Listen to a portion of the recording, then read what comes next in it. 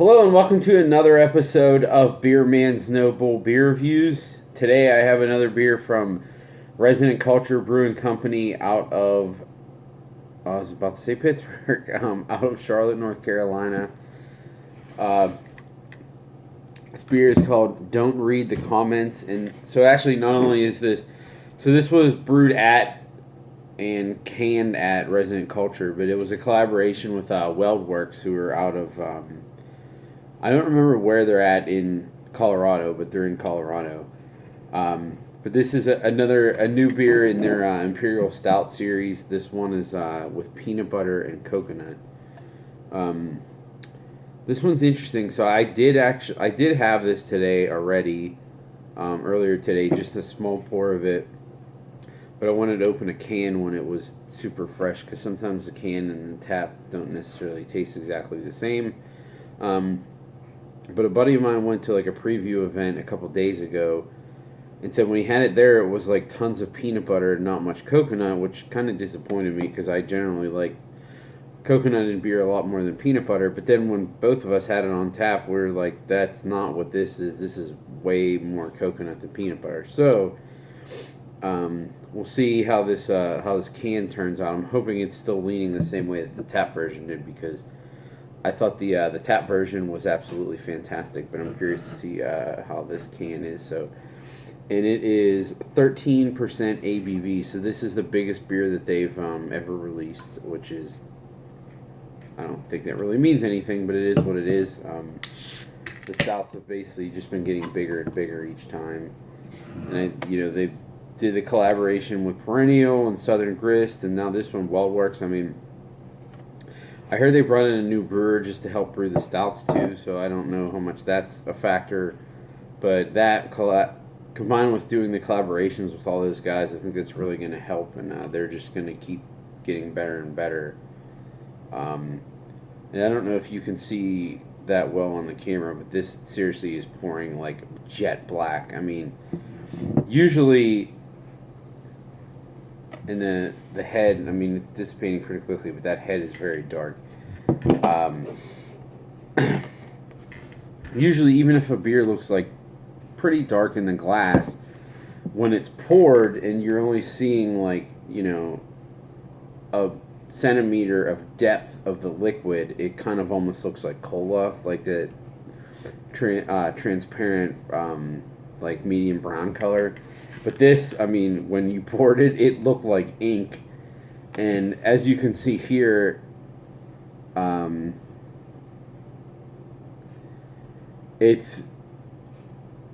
there's no light passing through this. This is jet black. And then I showed you that little bit of head that was there, but it's faded.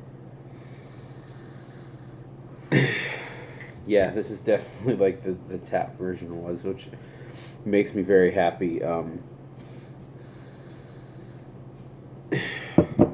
So it's a lot of coconut, but it's definitely very real and fresh coconut. It's not artificial in the aroma at all. It definitely smells like, because I don't think it says toasted. Yeah, it doesn't say toasted coconut. I'm pretty sure the other ones they did said toasted, so I don't know if they did something different with this or they just didn't say that on the label. But it smells like it's toasted coconut, because it has just like that tiny bit of like caramelized sugar character with it. And there's like a very light nuttiness in the background, but it almost comes off to me as like not something associated with peanut butter or peanut butter powder, but just like actual like tree nuts, like almonds or something like that.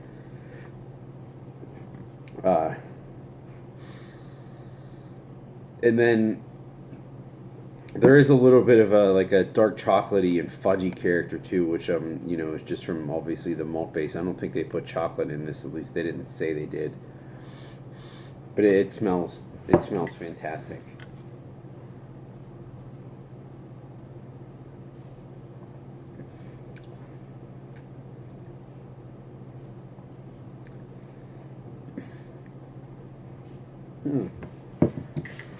I feel feel like I do get a little bit of the peanut butter now, but that's perfectly fine because it's in the background.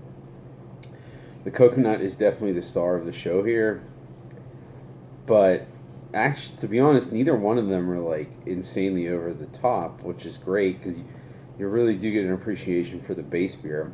Now, this is fairly sweet, but it's not to my personal threshold. It's not like angry chair level. You know, I would say if they go much beyond this, then it might be pushing towards that. But where this is right now, I think it's perfect. And it works for, you know, if you're gonna have those added things like the coconut and stuff. It makes it really taste like a. I don't want to say a pastry because I hate that term, but I mean, it really does give it like a decadent character, and it's definitely like comes off as like a dessert beer.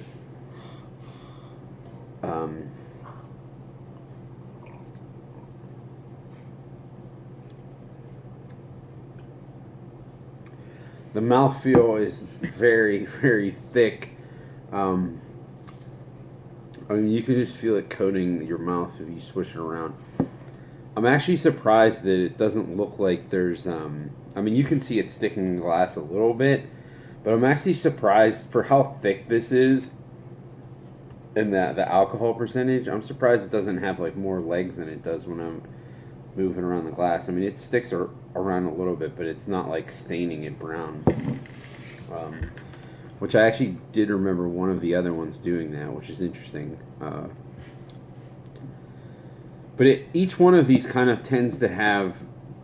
It's obviously not the same base. The ABV is going up, and they're trying to improve it every time. But it still kind of harkens back to that same base beer of like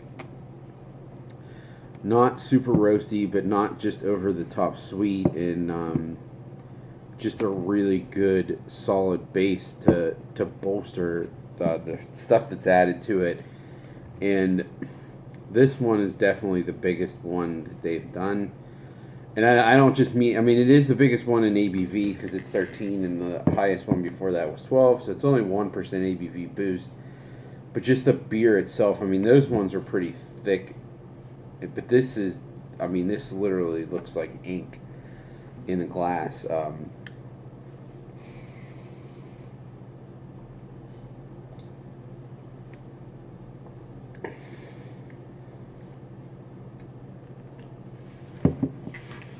It's just super fudgy, too, and that's there's some beers that don't get, and I don't know why barrel aging would produce that flavor, but there's some beers that don't even get that layer or that level of like fudgy character out of the beer unless they're like barrel aged. Like Mexican cake to me is really good, but it doesn't get. When the barrel aged versions are just such a different level, and this has some of the quality of like the barrel aged Mexican cake, but it's not barrel aged. It actually kind of reminds me of the. This actually kind of reminds me of the barrel aged coconutty, but it's just not. Obviously, it's not like actual bourbon flavor, but just the decadence of it, the fudgy quality and the coconut flavor is just really similar to that. I've been under the assumption that each one of these stouts that they've been making have all been put into barrels. I really hope that that is the case. I definitely hope that this one was put into barrels, and I hope maybe even when it comes out, they, I don't know how much the coconut flavor will drop off in a year or however long they age it, but if it does drop off, I'm hoping they kind of rejuvenate it with some more coconut or something to get it to this level of coconut flavor in the beer, but then have like the added barrel complexity. If they do that with this, that beer will be absolutely amazing in my opinion. This is definitely the best stout that I've ever had that was made in North Carolina, and I don't even think it's close.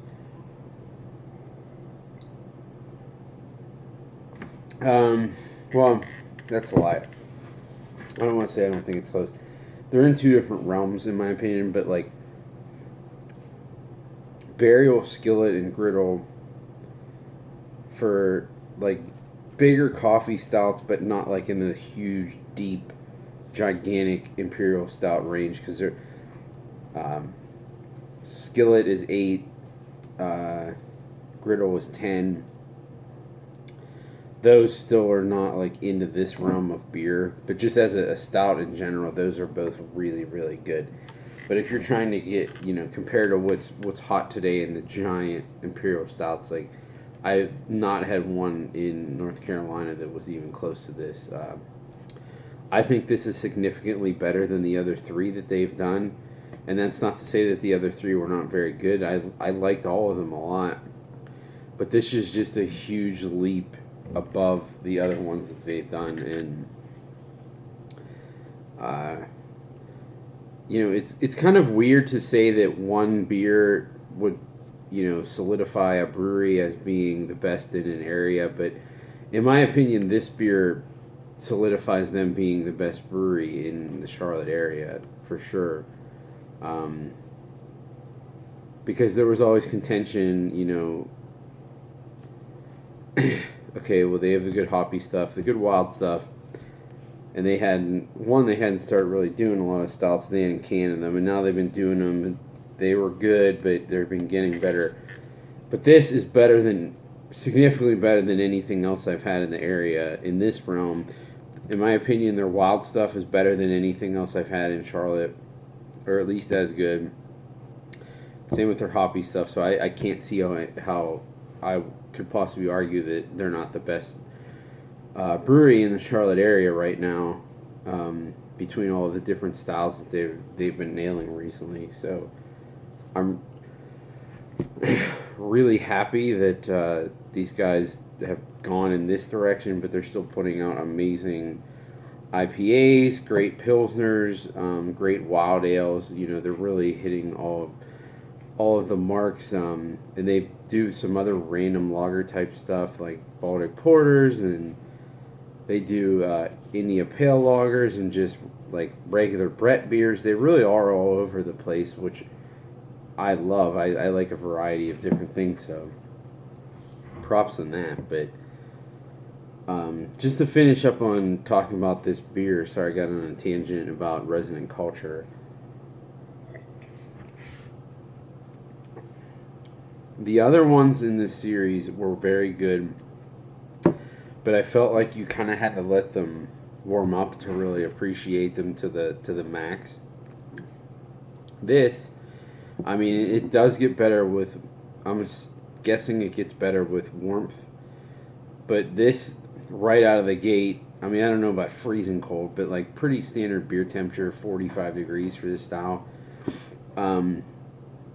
Is super flavorful. It's fudgy, and it's tons of coconut and dark chocolate.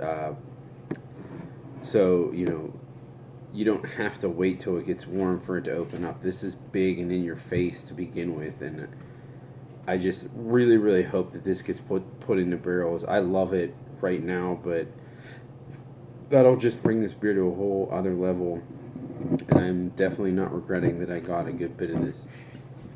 So I got a good bit of it because I plan on sharing some of the cans, but people might have to be really nice to me sometime soon to get a can for me, to be honest, because this is really, really great stuff.